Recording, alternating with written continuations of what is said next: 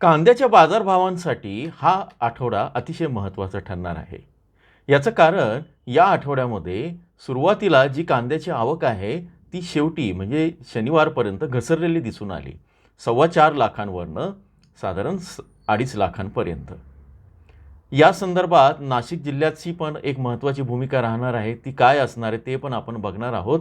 रविवारी कांद्याच्या संदर्भात आपण विश्लेषण करत असतो आणि या विश्लेषणात आज असं दिसतंय की कांद्याच्या येणाऱ्या बाजारभावांमध्ये एक मोठा ट्विस्ट येऊ शकतो. तो ट्विस्ट काय आहे? कांदा विकायचा की ठेवायचा याचे निर्णय कसे घ्यायचे? संभाव्य कांद्याचे बाजारभाव कसे राहू शकतात? ही सगळी माहिती आपण आजच्या विशेष व्हिडिओमध्ये घेणार आहोत. नमस्कार, ॲग्रो शिवारमध्ये आपल्या सर्वांचं स्वागत आहे. आज आहे रविवार दिनांक 15 मार्च 2026.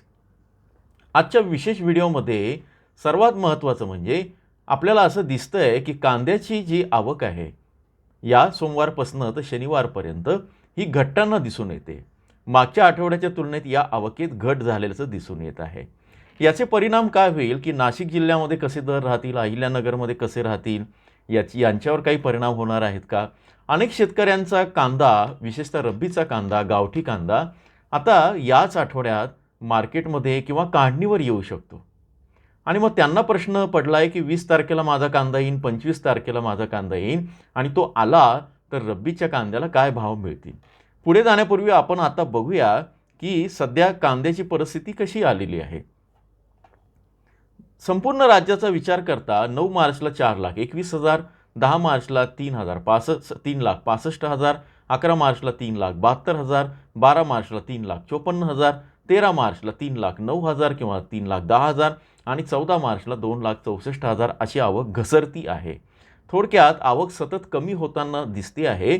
लाल कांद्याची आवक आता नाशिक जिल्ह्याचा विचार करता 9 मार्चला साधारण 2.16 लाख क्विंटल होती आणि 13 मार्चला ती 1,44,000 आली.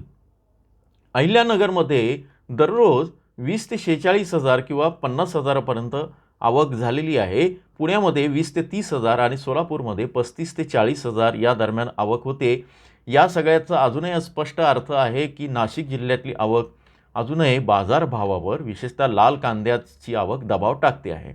दुसऱ्या बाजूला रब्बी कांदा आल्यामुळे व्यापारी पण आता थोडंसं निर्णय आपले बदलू शकतात, कारण रब्बी कांद्याची आवक वाढलेली असल्यानं तो कल खरेदीचा तिकडे जाईल. मात्र तरी पण लाल कांद्यासाठी चांगली माहिती आहे. आता हे बघण्यासाठी पुढे जाण्यापूर्वी नेहमीप्रमाणे एक विनंती की जे चॅनलला नवीन आहे ते त्यांनी हिरव्या बटनावर क्लिक करून सबस्क्राईब करा, लाईक करा. तुमच्या प्रतिक्रियांचं स्वागत आहे. आता हीच सगळी माहिती जिल्हावार म्हणजे जिल्हावार लोकल कांद्याचे दर काय राहतील, रब्बी कांद्याचे दर काय राहतील आणि लाल कांद्याचे दर काय राहतील, अहिल्यानगरपासून तर ठाणे मुंबईपर्यंतचे आणि कुठल्या ठिकाणी किती रुपयांनी वाढ घट शक्य आहे, असं सगळं अगदी बारकाईनं जे आपण दर आठवड्याला विश्लेषण देत असतो ते सर्व विश्लेषण तुम्हाला जॉईनच्या बटनावर क्लिक करून बघू शकता. तिथे जॉईनचं बटन आहे. या सगळ्या याच्यातनं तुम्हाला ती माहिती घेऊ शकतात. अनेक शेतकऱ्यांना त्याचा फायदा झालेला आहे. त्यांच्या कमेंट तुम्ही वाचल्या असतीलच. आता ज्याचा महत्त्वाचा भाग आहे ते बघूया. नाशिक जिल्ह्याच्या प्रभावाबद्दल मी बोललो आहे, पण 2 लाख क्विंटलवरनं ती आवक जी किंवा 1.5 लाख क्विंटलवर आली आहे, याचा अर्थ नाशिकच्या बाजारातसुद्धा पुरवठा कमी होतो आहे. मागच्या व्हिडिओमध्ये आपण सांगितलं आहे की साधारण 15 मार्चच्या आसपास किंवा त्याच्या आधी आवक कमी व्हायला सुरुवात होईल किंवा गुरुवारपासून. तर इथे तशा पद्धतीचे संकेत मिळत आहेत. आवक कमी होत आहे लाल कांद्याची. आता लाल कांद्याचे बाजार कसे आहेत ते बघूया. लाल कांद्याचा बाजार सध्या या आठवड्यामध्ये मध्यम आणि स्थिर स्थितीत आहे. मध्यम स्थिर आहे. तो फार घसरलेला नाही आहे, फार वाढलेला नाही आहे, स्थिर राहिला आहे. काही ठिकाणी वाढ झालेली आहे. आता काही जिल्ह्यामध्ये दर थोडे वाढले, काही ठिकाणी थोडे स्थिर आहे. आवक कमी होत असल्याने मार्चच्या 3ऱ्या आठवड्यात लाल कांदा सुधारण्याची शक्यता आहे. हे आणखी एक महत्त्वाचं आहे. ज्यांनी अजूनही लाल कांदा ठेवला असेल, शक्यतो ठेवू नका. ठेवून तो खराब करून घेण्यापेक्षा आणि नंतर तुम्हाला त्या कमी वजनाच्या खराब झालेल्या कांद्याला आणखी ₹1,000 जास्त जरी मिळाला तरी त्याचा फार फायदा होणार नाही. माफ करा. तर नुकसानच होईल. या संदर्भात आधीच मी 15 ते 20 दिवसांपूर्वीच्या व्हिडिओमध्ये सांगितलेलं आहे. मात्र हे व्हिडिओ संदर्भ म्हणून तुम्ही बघा, कांदा विकायचा की ठेवायचा याची आम्ही संदर्भ देत असतो. याची जबाबदारी मात्र तुमची आहे. कारण कांदा तुमचा आहे. कुणालाही कांदा विका ठेवा असे सल्ले आम्ही देत नाही, डिस्क्लेमर खाली दिलेले आहेत. थोडक्यात थोडी सुधारणा लाल कांद्यात होऊ शकते. रब्बीच्या कांद्याचं काय होईल? उन्हाळी कांदा आता येतो आहे. सध्या बाजारात या रब्बीच्या कांद्याचा प्रभाव पडतोय. याची आवक कमी असली लाल कांद्याच्या तुलनेत तरी ती प्रभाव पाडेल अशी दिसून येत आहे. विशेषतः कळवण आहे, नाशिक आहे, अहिल्यानगर आहे या ठिकाणी आणि पुण्यामध्ये. आता रब्बी कांद्याची आवक वाढली तर काही ठिकाणी बाजारात दबाव येऊ शकतो, पण अजून अचानक वाढली नाही तर रब्बी कांद्याचे दर स्थिर राहू शकतात. आता साठवणुकीचा काळ आहे कांद्याचा. जे व्यापारी किंवा जे आडतदार असतील किंवा जे साठवणूक करून कांदा विकत घेऊन साठवणूक करतील त्यांच्यासाठीचा हा काळ असल्यानं ही तुमची जबाबदारी आहे की कांदा किती प्रमाणात बाजारात आणायचा. सगळ्याच्या सगळा आणला तर स्वाभाविकपणे भाव कमी राहू शकतात. आता लोकल कांद्याचं आपण काय केलं आहे की गरवा कांदा आहे, नाशिकचा पोळ कांदा आहे, काही ठिकाणी चिंचवड कांदा आहे, फुरसुंगी कांदा आहे. अशा वेगवेगळ्या नावानं तिथं लोकल कांदा म्हणून आपण गृहीत धरलं आहे. या लोकल कांद्याचा बाजार पुणे, कोल्हापूर, सांगली आणि सातारा या भागात तुलनेने मजबूत आहे. मागणी चांगली असल्यामुळे लोकल कांद्याचे दर येणाऱ्या काळामध्ये मोठ्या प्रमाणात घसरण्याची शक्यता कमी आहे. हे पण तुम्ही लक्षात घ्या. आता नेहमीप्रमाणे हाय रिस्क जिल्हे कुठले, लो रिस्क जिल्हे कुठे आणि मीडियम रिस्क कुठे आहे. म्हणजे ज्या जिल्ह्यामध्ये रब्बी कांद्याची आवक मोठी आणि साठा जास्त आहे तेथे दरांवर दबाव येऊ शकतो असे जिल्हे आहेत. नाशिक, अहिल्यानगर, सोलापूर इथे रब्बी कांद्याची आवक येते आहे आणि लाल कांद्याची पण आवक मोठी होते आहे. त्यामुळे इथे हाय रिस्क आहे. त्यामुळे 4-4 वेळा विचार करूनच तुम्ही कांदा विक्रीचा निर्णय घ्या किंवा साठवायचा पण. मीडियम रिस्क असलेले जिल्हे जळगाव, धुळे, छत्रपती संभाजीनगर. लो रिस्क असलेले जिल्हे पुणे, कोल्हापूर, सांगली, सातारा. आता या लो रिस्क जिल्ह्यांचं एक वैशिष्ट्य आहे की इथे मागणी स्थिर असल्यामुळे दरही अतिशय स्थिर आहे, थोडे वाढूही शकतात.